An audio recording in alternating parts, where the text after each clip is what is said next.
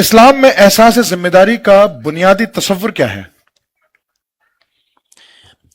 بسم اللہ الرحمن الرحیم۔ میں قرآن مجید کی ایک آیت اور ایک حدیث پاک پڑھ کر پھر اسی میں ہی جواب ہوگا۔ جی یا ایھا الذین آمنوا قوا انفسکم واہلیکم نارا۔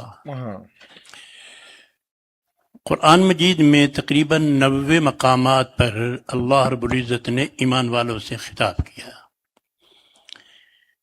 تو سب سے ذمہ داری تو جو ہمارے اوپر یہ آتی ہے کہ ہم جو بھی 90 مقامات اللہ نے ہمیں خطاب فرمایا جی جی ان میں دیکھیں کہ ہمارے لیے کیا حکم ہے۔ جی نمبر 1، اور اسی کے اندر یوں ارشاد فرمایا کہ آخر میں جا کر 28ویں پارے میں جی اے ایمان والو، اپنے آپ کو بھی اور اپنے بچوں کو بھی اور اپنے گھر والوں کو بھی اور اپنے رشتہ داروں کو جہنم کے آگ سے بچا دو۔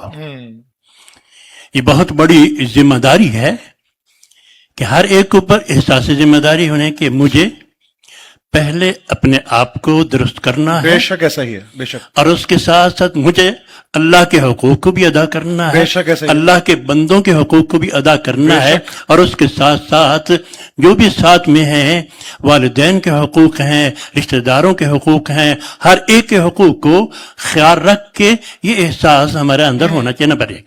نمبر 2، بہت ہی پیاری حدیث ہے، حضور اقدس صلی اللہ علیہ وسلم نے فرمایا، صلی اللہ دیکھو علیہ وسلم، کلکم راعٍ کلکم راعٍ وکلکم مسئول عن رعیتها، تم میں سے ہر ایک نگہبان ہے، تم میں سے ہر ایک کے اوپر ذمہ داری ہے، ہر ایک سے اس کے متاحت والوں پر سے پوچھا جائے گا۔ اگر والدین ہیں تو ان سے پوچھا جائے گا ان کے اولاد کے تعلق سے، اور اگر ایک ذمہ دار ہے ان کے متحد کام کرنے والے ہیں ان سے پوچھا جائے گا۔ لفظ چھوٹا ہے لیکن سب کچھ احساس ذمہ داری اسی میں ہے کہ جو بھی جہاں پر ہے اس کے متحد جو ہیں قیامت میں ان سے پوچھا جائے گا کیا تو نے احساس ذمہ داری نبھائی ہے یا نہیں۔ نمبر 1، ساتھ میں یہ بھی دیکھنا ہے کہ اللہ کو پہچاننا ہے اور بندہ اپنے آپ کو پہچان لے۔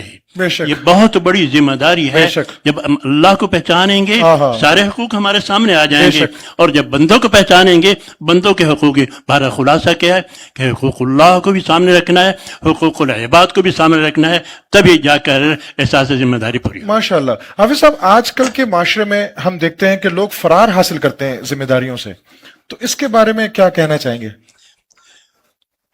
جب انسان خود اپنے اوپر احساس ذمہ داری ہوگا تو کبھی فرار نہیں حاصل کرے۔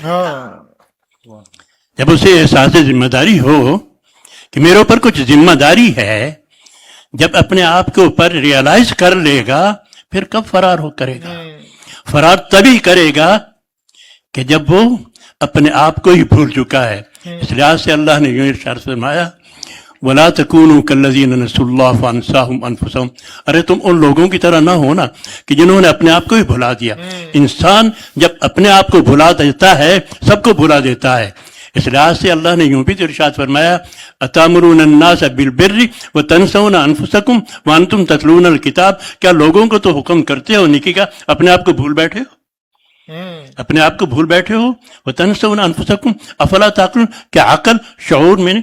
تو جب انسان اپنے آپ کو پہچانے گا اپنی ذمہ داری کو پھر کبھی بھی نہیں بھولے گا۔ ہاں، کیا بات ہے، سبحان اللہ۔ اچھا، میں یہ بھی پوچھنا چاہوں گا حافظ صاحب کہ نوجوانوں میں احساس ذمہ داری پیدا کرنے کے لیے کیا عملی طریقہ ہونا چاہیے؟ بہرحال سب سے بہتر تو جیسے آپ لوگوں کا جو پروگرام ہے اللہ اکبر، احساس ذمہ داری ہے، اللہ یہ اجاگر کرتے رہیں۔ کیا بات ہے حافظ صاحب، یہ کیا بات ہے۔ سب سے پہلے یہی چیزیں سامنے آنی چاہیے۔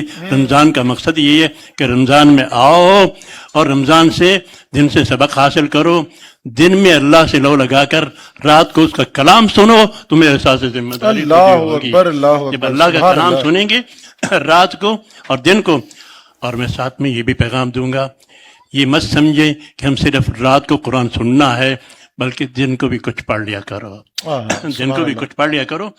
تو رمضان ہی ایک بہترین ذریعہ ہے احساس ذمہ داری کا۔ ماشاء اللہ، ماشاء اور اللہ، اسی سے سب کچھ حاصل ہو جائے گا۔ ماشاء اللہ، ماشاء اللہ، کیا خوبصورت اور مختصر اور جامع گفتگو آپ نے پیش فرمائی۔